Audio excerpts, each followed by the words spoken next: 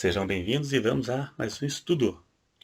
O Papa Bento XVI, que faleceu esta semana, ele foi para o céu?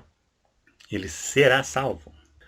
Mesmo no movimento evangélico, podem haver pessoas que acreditam que ele foi salvo. Da mesma forma, alguns podem duvidar da sua salvação, tanto a dele como de outros papas também. Isso depende do ponto de vista de alguns acerca dos dogmas do catolicismo. Vamos analisar alguns de seus dogmas, alguns de seus ensinamentos, que muitos têm por desvio doutrinário, para vermos se existe a possibilidade dele ter sido salvo. Então acompanhe a análise que será feita no vídeo para tentarmos chegar a uma conclusão se existe a possibilidade dele ter sido salvo. Existem heresias, e são desvios de ensinos bíblicos que não levam a pessoa à perda de salvação. Como também existem heresias de perdição que levam a pessoa a se desviar da verdade da palavra e crer em tradições humanas que possa tirar a salvação. E isso é o que deve ser analisado.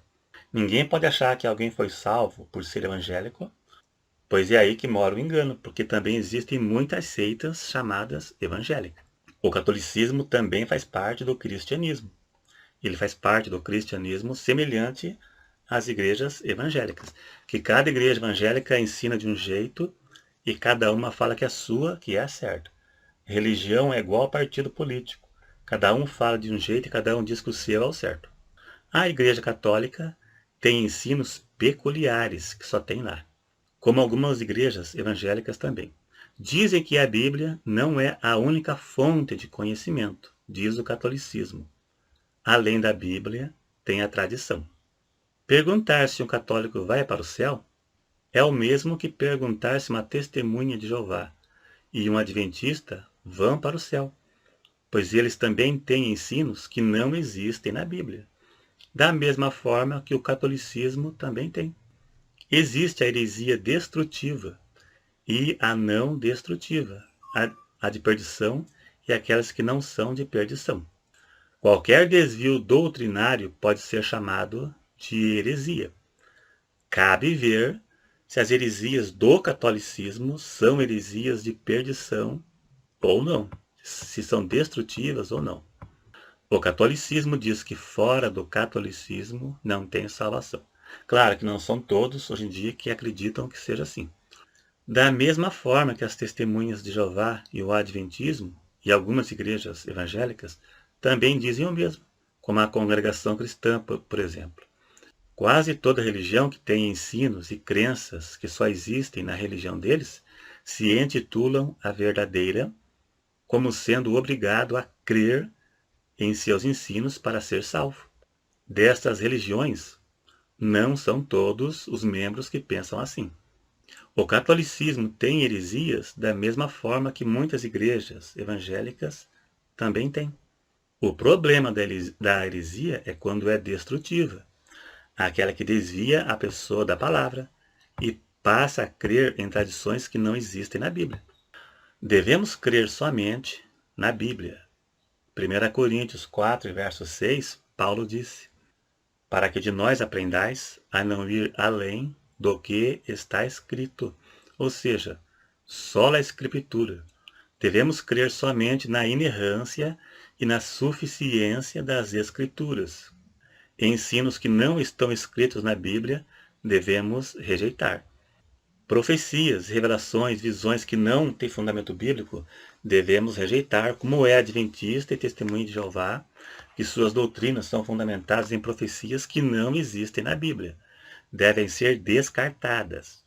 Cremos então na suficiência e na inerrância das Escrituras como a única fonte de conhecimento necessário para a salvação.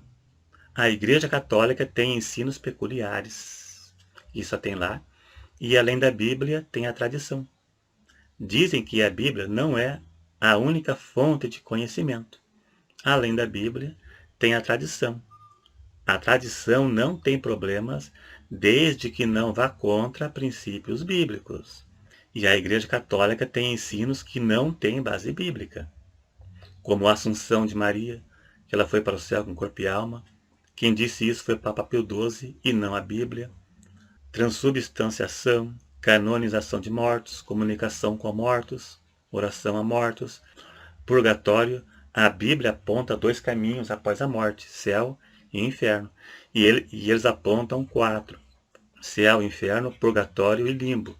Esse purgatório e limbo não tem base bíblica, né? Eles pegam passagens que não tem nada a ver para provar algo que não existe, semelhante Testemunho de Jeová, Adventista e outras, né? Mormon e outros por aí. Também tem no catolicismo batismo de bebê, sacramento, boas obras, papa, Pedro foi primeiro papa, indulgências, e são coisas que não existem na Bíblia. Foram inventados. Crenças e rituais que foram criados em concílios, né, no 3º, 4º século, mais ou menos, depois de Cristo, foram criados em concílios, mas não existem na Bíblia. O nome disso é desvio doutrinário. Cabe ver se são de perdição ou não. Se levam pessoas à perda da salvação. Isso é que tem que ser visto. Por exemplo, purgatório não leva a nada. Quem crê em purgatório, isso não é regra para a salvação. Vai crer em algo que não existe. Boas obras, papa, Pedro foi primeiro papa. Então são coisas que, não, crendo nisso ou não influencia em nada contra a salvação. O católico não vai ser salvo porque acredita que Pedro foi papa, e o evangélico não vai para o inferno porque duvida, né? É uma coisa que não leva a nada. A tradição religiosa não tem problemas desde que não vá contra princípios bíblicos. Veja o que Jesus disse em Mateus 7, verso 7.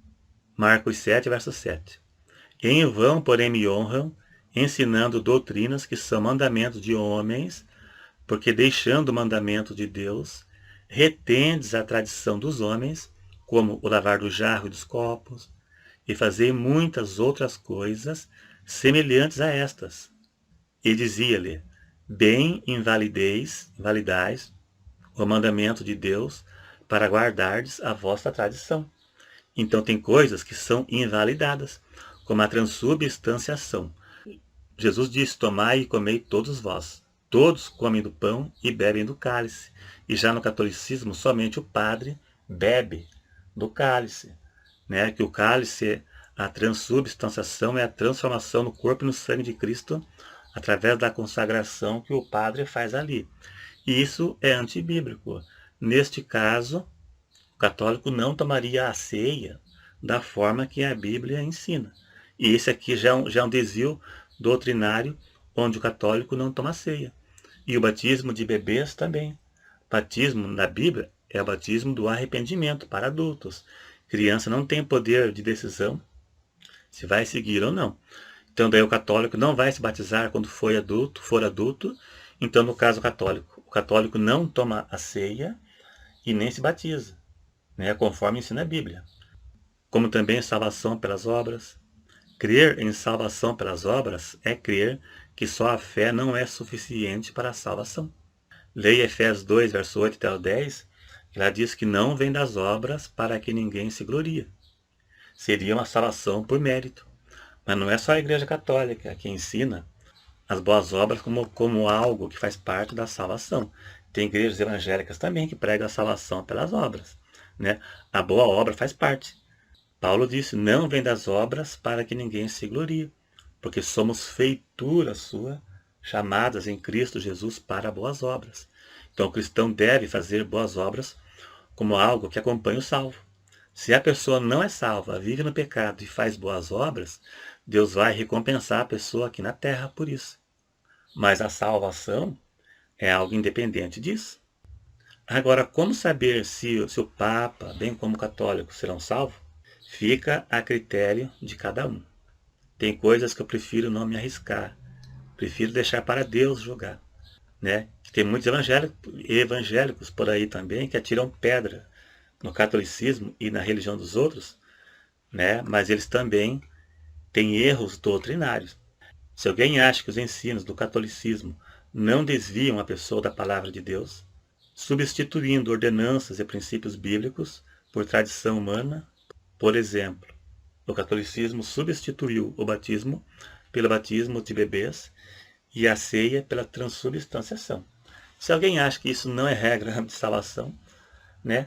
No caso, a igreja presbiteriana também batiza bebê. E depois que ela crescer, ela vai ter que confessar a Jesus como Salvador para que o batismo seja válido. E o catolicismo tem a crisma, né? A pessoa, quando deixa de ser criança, ela vai ter que crismar, que é a confirmação, para que o batismo seja válido. Então, para quem crê, para quem tem essa linha de interpretação, o batismo foi válido. Então, né, como diz, a espada corta dos dois lados. Mas, literalmente, a partir de Atos, quando a igreja foi fundada, o batismo era em adultos. Mas se a pessoa tem essa linha de interpretação, né, então fica com cada um. Se você gostou, creio eu que não ofendi ninguém, que eu falei de uma forma mais delicada possível. Então fica a critério de cada um. Poste aí embaixo a sua opinião, se você acha que ele foi ou não foi. Se não foi, diga por quê. Né? É isso aí então. E se foi, também diga por quê. Então obrigado e até o próximo.